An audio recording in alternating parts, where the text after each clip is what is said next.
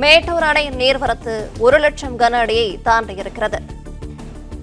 கூடுதல் விவரங்களை செய்தியாளர் ராஜசேகர் வழங்கிட கேட்கலாம். வணக்கம், விவரங்களை சொல்லலாம்.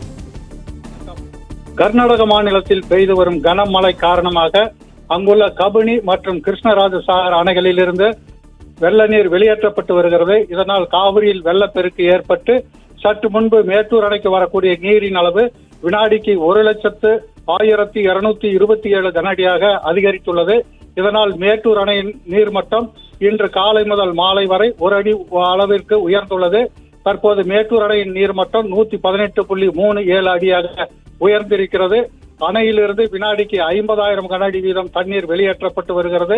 வெள்ள கட்டுப்பாட்டு அறையிலிருந்து நீர்வளத்துறை அதிகாரிகள் வெள்ள நீர் வரவை கண்காணித்து வருகின்றனர்.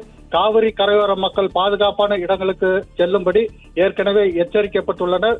தற்போது நீர்வளத்துறை அதிகாரிகளும் வருவாய்த்துறை அதிகாரிகளும் காவிரி கரைகளில் கண்காணிப்பு பணியில் ஈடுபட்டுள்ளனர்.